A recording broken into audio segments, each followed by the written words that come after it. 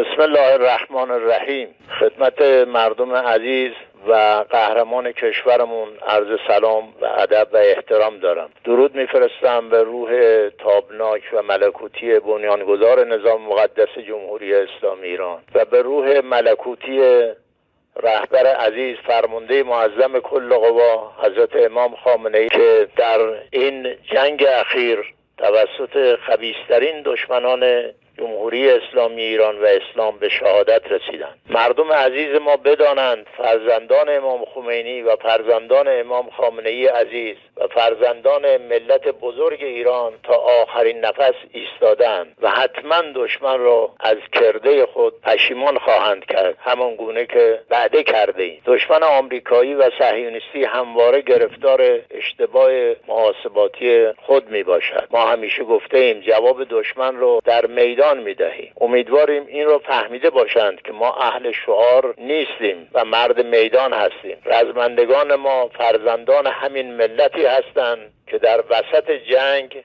با قوت و قدرت همواره در میدان حضور دارند و ما خداوند را شاکریم که فرزندان چنین ملتی هستیم. مردم عزیز ما بدانند به فضل الهی سلاح‌های ما پیشرفته تر از گذشته، دارای تاب‌آوری بالا، دارای دقت بالا و با قدرت بالاست و ما توانستیم همه اون مواردی که در جنگ‌های گذشته تجربه کردیم اون رو اصلاح کنیم آنها را و به میدان بیاوریم و امروز دشمن آثار این قدرت رو در میدان می‌بیند. دشمن بارها گفته که آمار موشک‌های ما را می‌داند. ما می‌گوییم در میدان نبرد آنها را بشمارید که بفهمید شما هیچی نمی‌دانید از ما.